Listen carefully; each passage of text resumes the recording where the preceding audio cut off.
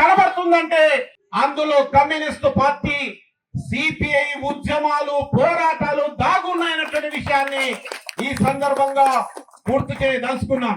Jadcherla to Nandyal railway 1973-74 కాలంలో communist party తొలితరం నాయకులు ఈ ప్రాంత ఉద్యమ నిర్మాణంలో అగ్రభాగిగా ఉన్నటువంటి నాయకులు కామ్రేడ్ కట్టినేని గోపాలరావు గారు తమ సొంత పైసలతోన ఇక్కడ కలకలలాడుతున్నటువంటి కల్వకుర్తి లిఫ్ట్ ఇరిగేషన్, ఈ సోమశిల సిద్ధేశ్వరం వంతెన, తర్వాత ఈ జడ్చర్ల టు నంద్యాల ఈ ప్రాంతానికి రైలు రావాలని సొంత డబ్బులతో సర్వేలు నిర్వహించి ఆ రోజున్న ప్రభుత్వాలకు నివేదికలు పంపడం జరిగింది.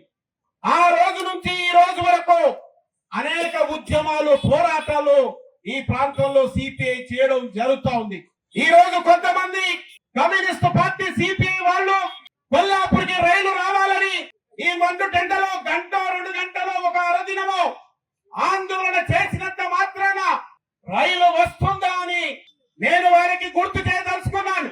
ఈ ప్రాంతం ముద్దు బిడ్డ మనందరి ప్రియతమ నాయకులు కామ్రేడ్ సురవరం సుధాకర్ రెడ్డి గారు ఈ ప్రాంతంలో కరువు రక్కసి తాండమాడి విలయతాండ చేసి ప్రతి గ్రామంలో ఆకలి చావులు సంభవిస్తున్న రోజుల్లో ఇక్కడే పక్కలో ఉన్న సోమశిల నుండి ఆకలి యాత్ర పేరుతో హైదరాబాద్ నగరానికి పాదయాత్రగా వెళ్లి అప్పుడున్న ముఖ్యమంత్రి ఎన్టీ రామారావు గారి దృష్టికి తీసుకెళ్లి ఈ పాలమూరు గోస, ఇక్కడ జరుగుతున్న ఆకలి చావులు, ఇక్కడ ఉన్నటువంటి దరిద్రాన్ని వివరిస్తే ఆ రోజు ఉన్నటువంటి ప్రభుత్వాలు కరువు భత్యం పేరుతో, కరువు పెన్షన్ల పేరుతో పెద్ద ఎత్తున ప్రజల్ని ఆదుకునే కార్యక్రమాన్ని ఎన్టీ రామారావు ప్రభుత్వం తీసుకురావడం జరిగింది.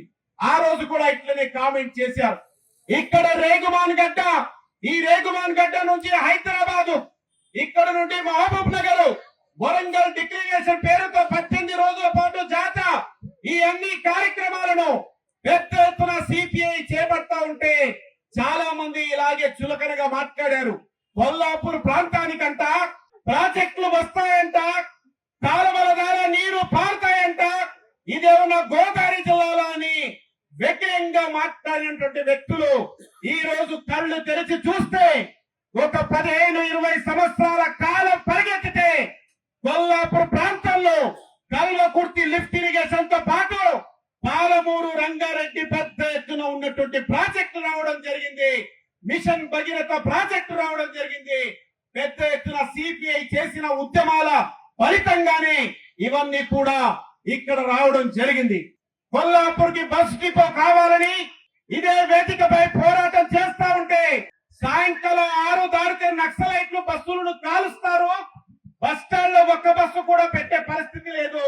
మీరేమిటి డిపో అడుగుతున్నారని వెటకారంగా మాట్లాడిన వ్యక్తులు మొత్తం రాష్ట్రంలోనే కొట్లాడి మనం ఈ డిపోని కూడా సాధించుకోవడం జరిగింది. ఇక్కడే వేదిక పెట్టి ఈ ప్రాంతానికి రెవెన్యూ డివిజన్ కావాలని పోరాడుతుంటే 6 గంటల తర్వాత బస్సే ఉండదు, గిలాస చాయ్ నీళ్లు కూడా దొరకవు. ఈ కొల్లాపూర్కి రెవెన్యూ డివిజన్ ఎలా అవుతుందంటే పాలక పక్షాల మెడలు వంచి రెవెన్యూ డివిజన్ ని సాధించినటువంటి చరిత్ర కమ్యూనిస్టు పార్టీది. ఉద్యమాలకు ఉన్నటువంటి విషయాన్ని గుర్తు చేస్తున్నాం. అట్లాంటి పోరాటాల చరిత్ర కలిగిన సిపిఐ మరొక ఒక చారిత్రాత్మకమైనటువంటి కార్యక్రమానికి శ్రీకారం చుట్టడం జరిగింది.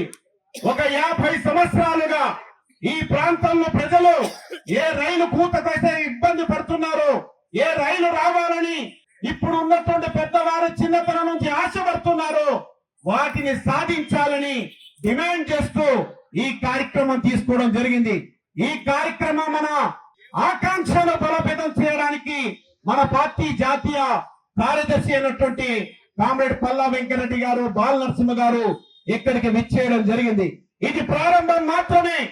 దీని తర్వాత కలిసి వచ్చే అన్ని శక్తులను వ్యక్తులను కలుపుకొని సిపిఐ ఈ రైల్వే లైను సాధన కోసం ఒక మహత్తరమైన ప్రజా పోరాటానికి శ్రీకారం చుట్టి నిర్మిస్తుందన్నటువంటి భరోసాని ఈ ధర్నా సందర్భంగా వీరందరికీ తెలియజేస్తూ రైల్వే లైన్ సాధించే వరకు ఈ కమ్యూనిస్ట్ పార్టీ సిపిఐ ఎర్రజెండా ఎత్తిన జెండా దించేది లేదని దానికి జరుగుతున్నటువంటి అనేక పోరాటాల వైపుగా